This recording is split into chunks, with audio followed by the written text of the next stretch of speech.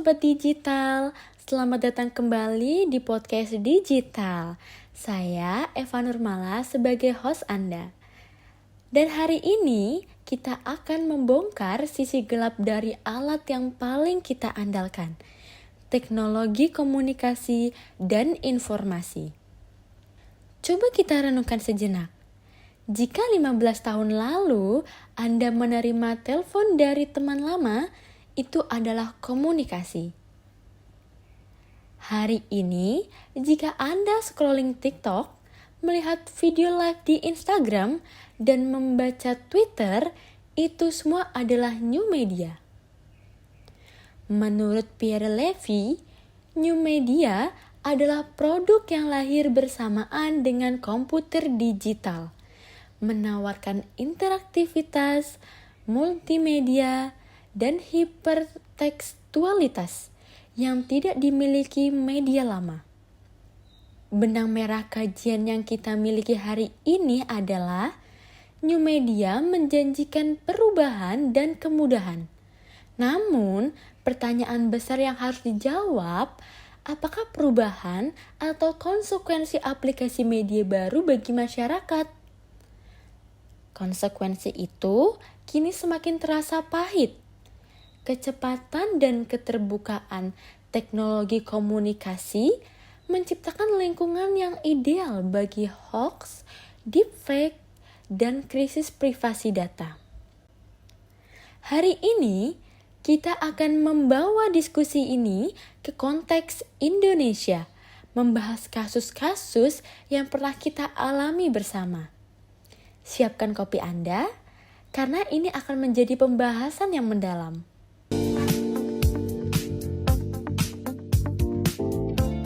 Masuk ke segmen pertama. Poin A, TKI menghapus filter informasi. Kunci sukses hoax adalah karakteristik utama new media, kecepatan, keterbukaan, dan singkat. Di era media massa analog, seperti TV dan koran, isi media dibuat oleh profesional atau wartawan yang menjamin keakuratan konteks. Di new media, pengguna tidak hanya dapat mengonsumsi, tetapi juga membuat dan mendistribusikan konten multimedia sendiri. Semua orang menjadi publisher, termasuk penyebar kebohongan. Contoh kasusnya di Indonesia, fenomena berita duka di WhatsApp. Di Indonesia, kita sering melihat hoax yang memanfaatkan emosi dan kedekatan, seperti berita duka atau klaim hadiah yang disebar di grup-grup keluarga. Kecepatan media seperti WhatsApp dan Telegram membuat informasi ini menyebar secara eksponensial karena sumbernya bukan media kredibel, melainkan pesan pribadi dari kenalan. Filter rasional kita seringkali otomatis dilepas. Inilah kelemahan utama dari sifat keterbukaan media baru. Poin B, algoritma dan krisis nalar. Hoax diperparah oleh mekanisme di balik layar media sosial. Algoritma dirancang untuk menciptakan filter bubble, lingkaran informasi yang isinya hanya yang kita sukai. Contoh kasus di Indonesia, polarisasi politik yang membantu. Dalam konteks komunikasi politik di Indonesia, seperti pilpres dan pilkada, new media sangat diandalkan. Namun, algoritma memperkuat polarisasi. Jika Anda adalah pendukung paslon A, algoritma akan terus menyajikan konten pro A dan konten yang mendiskreditkan paslon B. Hal ini menciptakan echo chamber atau ruang gema. Masyarakat tidak lagi mencari kebenaran, tetapi mencari konfirmasi dan keyakinan mereka. Hoax yang menyerang paslon B akan diterima mentah-mentah oleh pendukung A dan sebaliknya. Ini sangat merusak kualitas komunikasi politik dalam demokrasi. Algoritma, produk TKI modern, secara tidak langsung sedang memanjakan bias kita dan membuat kita semakin sulit mendengar pandangan yang berbeda.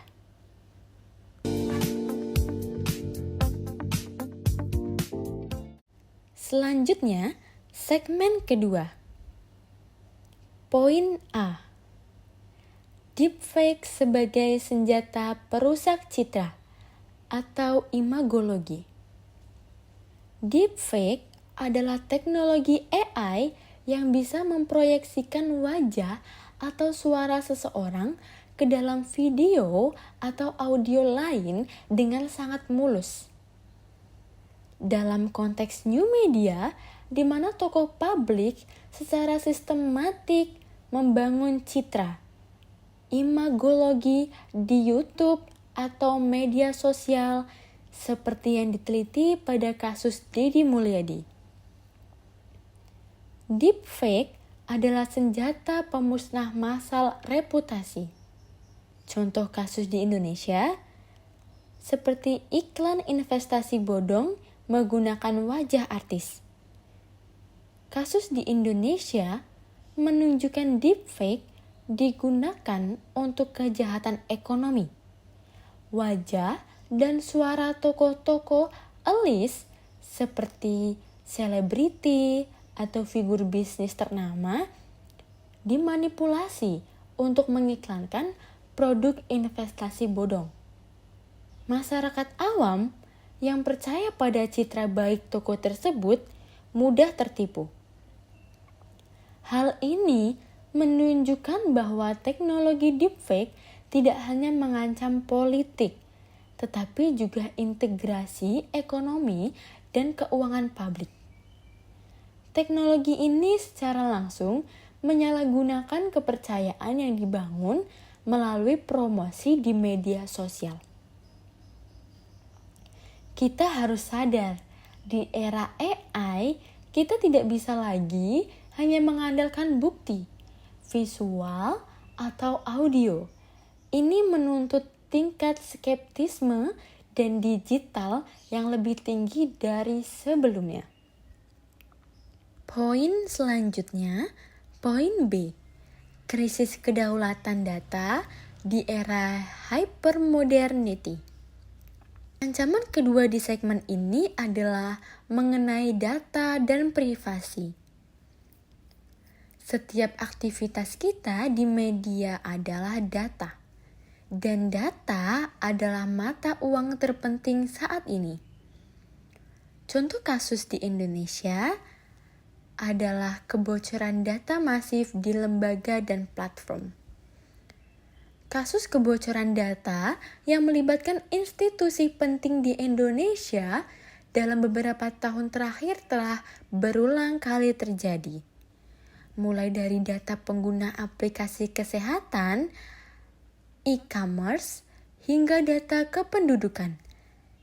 Data-data ini mulai dari NIK, alamat, hingga riwayat kesehatan menjadi barang dagangan di dark web. Mengapa ini terjadi? Karena kita, sebagai pengguna media baru, menempatkan media sosial sebagai referensi dan lebih banyak menghabiskan waktu berjejaring dalam media sosial. Tanpa menyadari bahwa setiap klik dan like adalah rekam jejak yang bisa dimanfaatkan oleh pihak ketiga.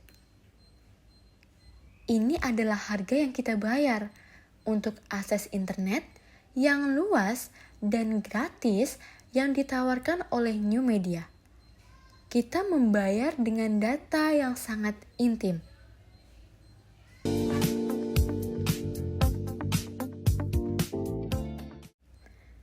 Segmen ketiga. Setelah membahas ancaman, kita harus kembali ke peran kita sebagai pengguna.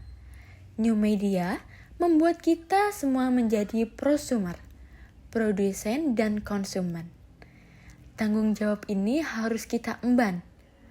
Poin A, kita akan membahas tentang literasi digital sebagai vaksin sosial. Melawan hoax dan deepfake adalah dengan literasi digital yang kuat. 3 kunci praktis untuk warga digital Indonesia.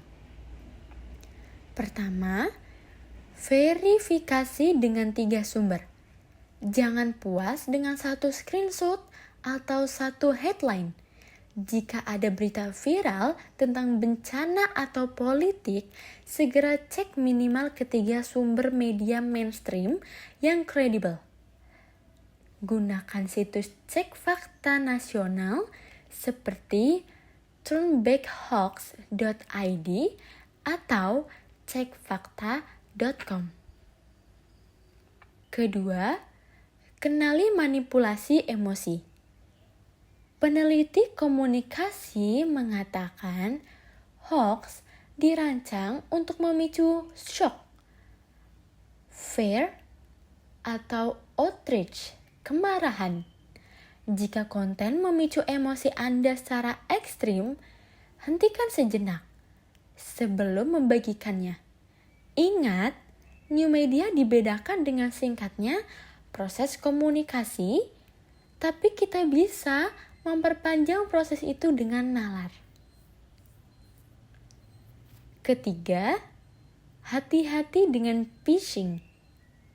Selalu curigai tautan yang meminta data pribadi, terutama yang mengatasnamakan bank atau e-commerce besar.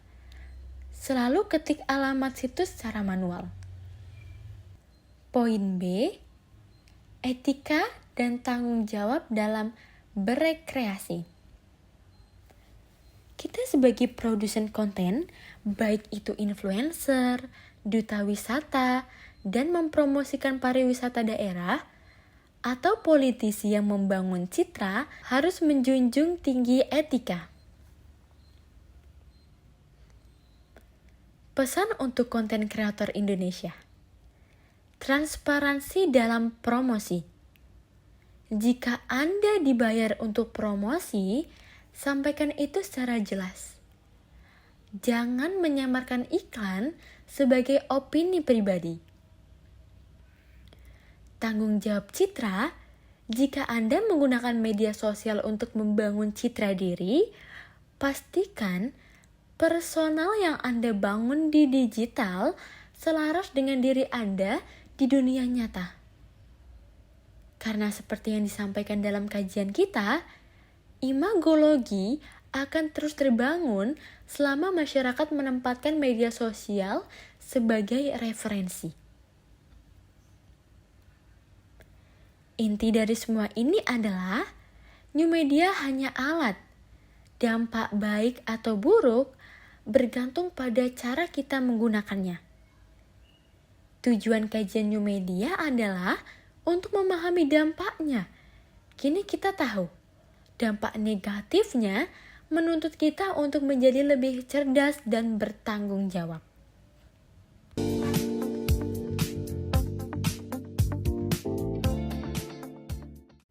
Sobat Digital, kita telah membedah bagaimana TKI modern yang didorong oleh kecepatan dan interaktivitas telah menciptakan ancaman nyata di Indonesia.